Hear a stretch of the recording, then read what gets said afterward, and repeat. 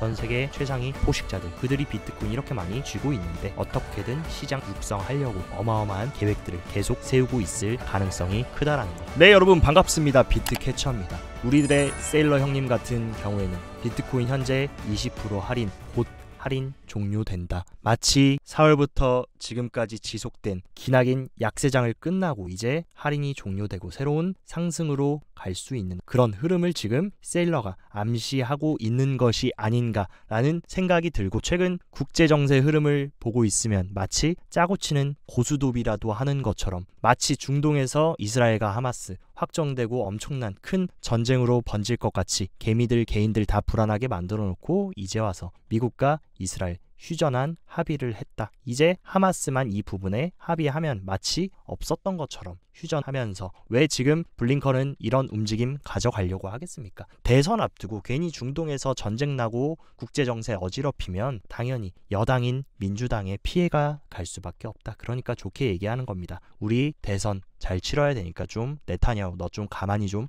있어 하니까 깨갱하면서 휴전한 합의하겠다. 그래서 언제나 우리가 표면적인 것만 보고 그대로 받아들이면 마치 확전될 것 같고 세계전쟁 일어날 것 같고 이런 분위기 만들지만 그 안에서는 아마 정치적인 부분들, 그런 부분들까지 매우 얽히고 설켜 있을 가능성이 굉장히 큽니다. 거기다가 지금 해리스 같은 경우는 최근에 트럼프 지지율을 역전하면서 잘 나간다 싶다가 지금 굉장히 큰 악수를 둬버렸다. 이번에 민주당이 전당대회 1일차에서 블록체인과 비트코인, 디지털 자산, 크립토와 관련된 어떠한 언급도 하지 않으면서 함구를 하고 있는데, 이런 영향에서인지 격차를 벌렸던 해리스와 트럼프의 지지율이 지금, 해리스는 다시 지지율이 하락하고 트럼프는 올라오면서 다시금 지금 지지율이 역전되려는 흐름을 보여주고 있습니다. 여기다가 완전히 최악의 수를 둬버린 게 뭡니까? 해리스가 만약에 이번 민주당이 승리해서 당선되면 재무부 장관으로 게리 겐슬러를 고려하고 있다라고 지금 상원에서 소식이 들렸다. 이거는 어떤 뜻입니까? 그냥 크립토 유권자들 표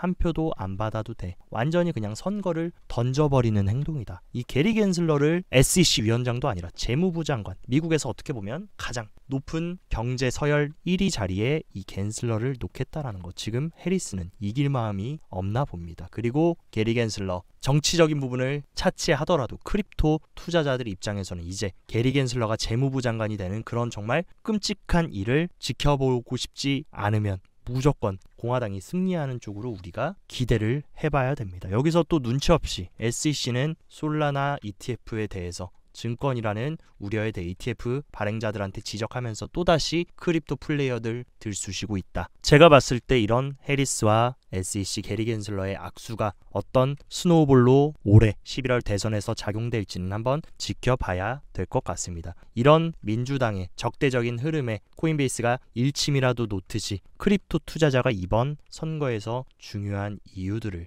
굉장히 길게 보고서를 냈는데, 핵심적인 내용을 보면 영 크립토 보터스, 그러니까 젊은 크립토 유권자들이 이번 대선을 결정지을 매우 중요한 주체들이라고 얘기를 해주고 있습니다. 그 근거들을 하나씩 살펴보자면 전체 유권자 중에 이 밀레니얼 젊은 유권자 수가 무려 40%입니다. 근데 그 젊은 유권자들 중에 25%, 4명 중에 1명은 크립토 투자를 하고, 그리고 젊은 유권자의 51%는 크립토 시장의 우호적인 프렌들리한 후보를 지지할 거다. 여기서 게임이 끝났다. 근데 지금 해리스는 게리 겐슬러를 재무장관으로 놓겠다는 이 한마디로 인해서 제가 봤을 때 이 젊은 유권자들의 마음을 완전히 다 짓밟아 버린 꼴과 같다. 이에 따라서 스카이브리지 설립자인 앤서니 스카라무치는 암호화폐 유권자들로 인해서 해리스가 미국 대선에서 패배할 가능성이 굉장히 크다라고 경고를 하고 있고, 오히려 지금 미국 법원 같은 경우는 뉴욕 판사가 증권 소송 진행 중인 트론의 주장을 방해하려는 SEC의 노력을 이번에 기각을 시켰다. 최근에 흐름 어떻습니까? 리플 소송부터 시작해서 바이낸스, 유니스왑, 메타마스크 등등 미국의 법원들이 모두 다 SEC를 짓밟아 버리고 크립토 플레이어들의 친화적인 흐름으로 계속해서 판결을 내려주고 있다. 어쨌든 다행인 사실, 법원은 크립토 플레이어들 편이라는 거. 그리고 반대편에 있는 트럼프는 뭐라고 했습니까? 내가 대통령 되면 1일차에 그냥 게리 겐슬러 모가지 날려버릴 거다. 해리스, 내가 대통령 되면 재무부 장관으로 앉히겠다. 얼마나 극명합니까? 또 투자자라면 누구를 지지해야 될지 이제 윤곽이 점점 더 명확하게 나오는 흐름.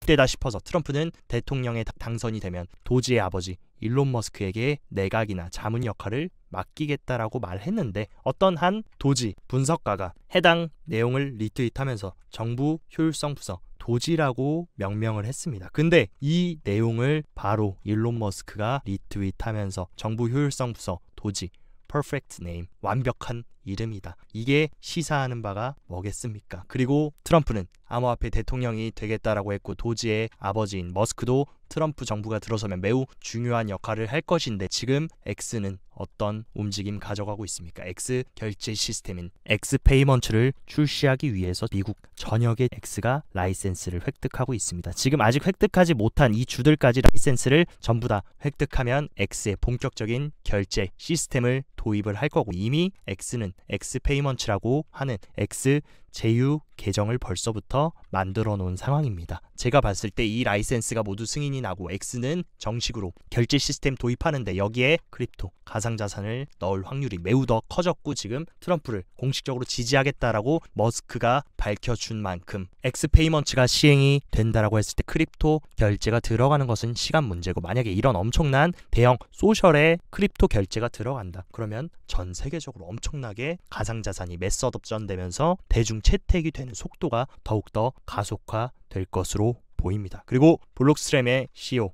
아담 백 같은 경우도 최근 기관 투자자 비트코인 채택 가속화할 것이다 하면서 최근 헤지펀드 연기금 비트코인에 투자하기 시작했다. 어떻게 보면 연기금, 헤지펀드, 그리고 초대형 자산운용사 모두 지금 비트코인 사고 있다라는 거, 여기서 이견이 없습니다. 여기서 여러분들이 5K 간다, 10K 간다라고 하시면 아직도 지금 감을 못 잡고 있는 거고, 그리고 지금 이 정도의 채택은 기관들의 광범위한 채택의 초기 단계다. 이제 걸음마 단계입니다. 이제 시작인데 여러분들이 벌써부터 비트코인 지지부진하고 몇 달 횡보했다고 비트코인 망했다, 폭락할 거다 다 팔고 도망쳐 버리시면 이제 본 게임이 남아 있는데 이 본 게임을 제대로 임할 수가 없는 거다. 그리고 더 많은 기관 투자자들이 앞으로 몇 년 안에 더 채택할 거고, 글로벌 금융자산으로 자기매김할 수밖에 없다라고 강조를 했습니다. 그리고 그레이스케일 동안 비트코인 가격이 미국 달러를 희생하고, 제가 말씀드렸던 거 계속해서 부채 발행해서 돈 찍고 가짜 경기부양시키면 그 돈들 인플레이션 해칭을 하기 위해서 비트코인으로 들어올 수밖에 없고, 새로운 기록 올타임 하이를 찍어줄 수밖에 없는 게 비트코인의 메커니즘입니다. 여러분들이 비트코인을 조금만 공부해보시고 조금만 보신다면 결국에 가격이 상승하는 요인은 뭡니까? 공급은 없는데 수요가 많으면 상승한다. 비트코인 공급은 어떻습니까? 지금 2100만 개밖에 없고 누구도 찍어내고 발행할 수 없는, 달러와는 반대로 절대적으로 2100만 개에서 늘어나지도 줄어들지도 않는데 계속해서 지금 초대형 자본시장 최상위 고래들, 거인들은 너도 나도 비트코인 사겠다라고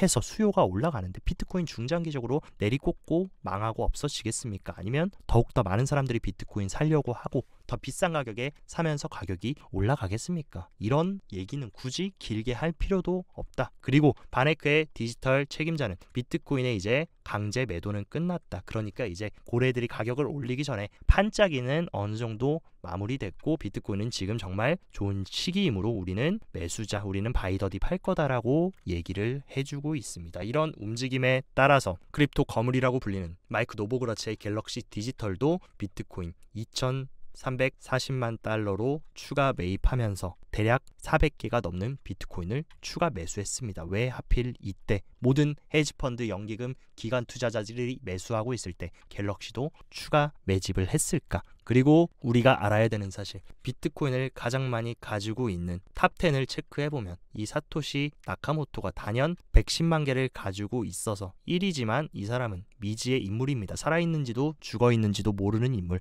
이 사람을 배제시켜놓고 보면 비트코인 가장 많이 보유하고 있는 2위부터 10위 중에 어떤 나라가 지배적입니까? 미국이 지배적이다. 그리고 바이낸스 같은 경우는 물론 창펑자오가 중국계 캐나다인은 맞지만 100% 중국의 비트코인이라고 보기에는 조금 어려운 부분은 있지만, 어쨌든 간에 2위부터 10위 중에 이 미국의 핵심 세력들이 비트코인 가장 많이 가지고 있고, 심지어 미국 정부는 21만 개로 전 세계에서 비트코인 가장 많이 들고 있는 국가입니다. 그러면 시장을 살려가지고 이 많이 들고 있는 비트코인 비싸게 만들어서 이득 보려고 하겠습니까? 시장을 죽여서 없애버리려고 하겠습니까? 비트코인 가격이 안 올랐다고 가치가 없어지는 건 아니라고 여러 번 말씀드렸고, 이 미국이라는 나라의 특성 알아야 됩니다. 절대로 손해보는 장사는 안 하는 전 세계 최대의 자본주의 최상위 포식자들, 그들이 비트코인 이렇게 많이 쥐고 있는데 어떻게든 시장 더 확장시켜서 더 키워가지고 육성하려고 어마어마한 계획들을 계속 세우고 있을 가능성이 크다라는 거. 그리고 일본의 마이크로 스트래티지로 떠오르고 있는 메타 플래닛 같은 경우도 이번에 비트코인을 또 추가 매집하면서 계속해서 무한 CA를 하고 있습니다. 이런 움직임 마이크로 스트래티지가 보여주면서 얼마나 비트코인 비가 오나 눈이 오나 저점이나 무릎이나 머리 꼭대기나 계속 비트코인 사가지고 얼마나 어마어마한 천문학적인 수익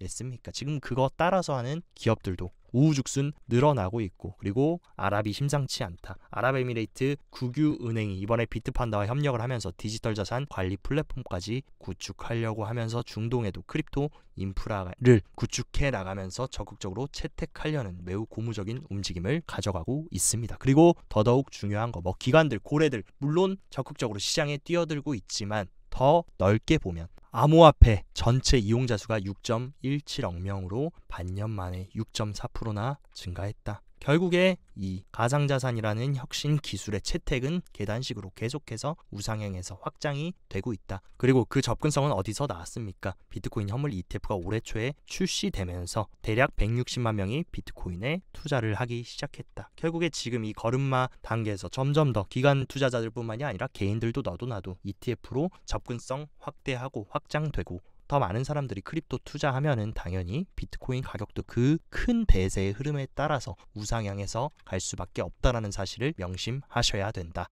단기적인 차트 흐름을 한번 체크해보면 일단 비트코인 같은 경우는 이 56K를 리테스트 해주고 다시금 말아 올려주면서 현재 지금 61K를 시도를 하고 있습니다. 그래서 상승 추세를 지금 단기적인 추세 잘 살려주고 있고, 일단 우리가 넘어야 될 산은 직전 고점이 62.7K 이 구간을 넘겨서 돌파해준다라고 하면 마의 구간, 이 확장세기 상단까지 충분히 터치를 해줄 수 있는 구간이라고 생각되고, 일단은 단기 이동평균선과 20일 이동평균선을 상단으로 돌파해주고 지금 종가로 일봉으로 안착해준다라고 하면 충분히 저는 62.7K 다시금 단기적으로 시도해줄 수 있다라고 보고 있습니다. 어쨌든 비트코인은 좋은 흐름으로 가는 거 알겠는데 캐처님 알트코인은 언제 올라가나요? 라고 물어보신다면 일단 지금 비트코인 상승하면서 도미넌스도 상승을 하고 있습니다. 어쨌든 알트코인이 상승하려면 큰형님인 비트코인이 확실하게 위로 튀어 올라주면서 도미넌스도 같이 상승하면서 전부 시장의 돈을 흡수해서 자리를 잡아주고, 그 다음에 비트코인이 어느 정도 위치를 잡아주고 나서 도미넌스가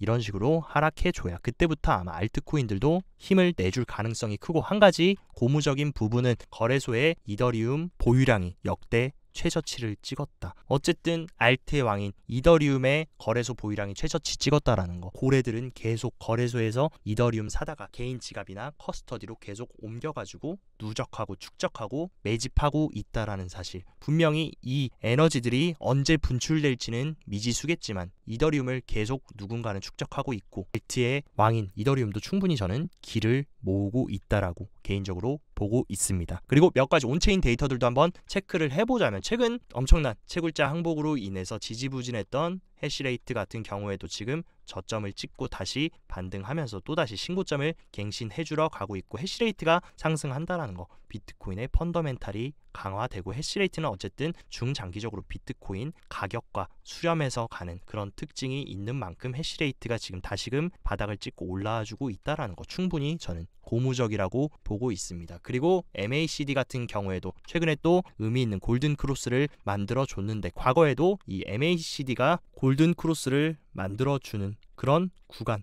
일시적으로 굉장히 좋은 흐름 보여줬다. 이런 식으로 골든 크로스 만들어준 이후에 비트코인 가격이 의미 있게 단기적으로 상승하는 모습을 보여줬는데, 지금 자리도 어떤 자리입니까? 이런 식으로 약세 흐름을 지나서 MACD가 골든 크로스를 만들어줬다. 단기적으로 완전 대세 불장의 시작이다라고는 할 수 없지만 단기적으로 또다시 단기 추세가 괜찮아지고 있다라는 시그널로 우리가 해석할 수 있다. 그리고 비트코인은 계속해서 기나긴 4개월 동안 지지부진하면서 확장 세기 안에서 위아래로 털면서 개미들 지치게 만들었지만 스테이블 코인의 지금 시총은 계속 우상향하고 있다. 특히나 이 하락장 때 V자로 스테이블 코인 시총이 상승했다라는 거. 누군가는 바이 더 딥하고 개미들이 손에서 피 철철 흘리면서 무서워서 내다 버렸던 비트코인을 누구는 어마어마한 현금을 투입해가지고 밑에서 다 수량을 받았다라는 것을 스테이블 코인 시총에서 우리는 체크를 할 수 있습니다. 그리고 M2 글로벌 유동성 공급량 같은 경우도 최근 들어서 올타임 하이를 갱신하면서 미국 대선을 앞두고 전 세계가 지금 다시 돈 공장을 가동하면서 돈을 뿌려주고 있는 상황. 하지만 비트코인 같은 경우는 아직도 지금 지지부진하고 있지만 이 돈들이 크립토 시장으로 다시금 유입된다라고 하면 신고점 또다시 갱신하고 올라주는 것, 저는 시간 문제로 보고 있습니다. 한 가지 우리가 꼭 체크해야 되는 지지와 저항, 6개월 미만의 단기 홀더들의 실현 가격이 지금 상단에 굉장히 밀접해 있습니다. 그래서 62K부터 65K 구간, 이 구간에 굉장히 강한 단기 홀더들의 실현 가격이 위치해 있기 때문에 이 구간 저항이 강할 것으로 보이고, 이 구간까지 확실하게 이제 소화를 해준다라고 하면 과거에 이런 단기 홀더 실현 가격을 소화해준 이후에 엄청난 비트코인 상승이 나왔던 것처럼 이 구간, 이 저항 구간을 확실하게 돌파해주는 것이 중요합니다. 그리고 1년 이동평균선의 최종 지지 구간, 최근에도 지지를 받았던 이 50K 구간만 이탈하지 않는다라고 하면 우리는 아직도 상승 추세로 잘 가고 있다라는 거 여러분들이 명심하시고, 단기적인 트레이딩 하시는 분들 위해서 파이 차트도 한번 체크를 해보면 최근 우리가 눈여겨봐야 될 거, 가장 큰 고래 중 하나인 보라고래, 스마트한 트레이딩하는 보라고래가 엄청나게 강한 풀 매수세에 동참하면서 비트코인 가격을 60K 위까지 지금 견인을 했습니다. 이에 따라서 가장 큰 고래인 갈색 고래도 지금 고개를 빼꼼하고 들어주면서 가장 큰 고래들이 지금 매수세에 참여하고 있는 흐름, 충분히 저는 고무적이라고 보고 있고, 일단 상단도 하단도 엄청나게 강한 매물대는 없는 만큼 이런 고래들의 강한 매수세가 진행된다라고 하면 충분히 다시 62K 부근 희미한 매도벽을 시도해 줄 수 있는 단기적으로도 괜찮은 시기라고 보고 있습니다. 하지만 조금 더 거시적으로 멀리서 우리가 현미경을 들이대고 시장의 단기적인 움직임 보기보다는 사이클을 봐야 됩니다. 사이클은 언제나 똑같았다. 2017년도 이런 식으로 올타임 하이 터치해주고 단기적으로 사이드웨이 개미 털어주는 시기 만들어주고 나서 재차 이 구간을 돌파해준 다음에 역사적 신고점을 갱신했었고, 2020년도도 이런 식으로 신고점 부근에서 이런 식으로 사이드웨이 횡보 개미 털기가 지나고 나서 이 구간을 돌파해준 다음에 역사적 신고점을 찍었다. 우리는 지금 이 홍역의 시간을 벌써 4개월 동안 하고 있습니다. 근데 저는 어느 정도 이제 막바지에 도달했고, 이 다시금 확장 쇠기에 상단 돌파하면서 역사적 신고점을 뚫어주는 그 시기가 본격적으로 우리가 올타임 후반전 제2의 불장을 만끽할 수 있는 그 굉장히 중요한 자리에 와 있다. 그렇기 때문에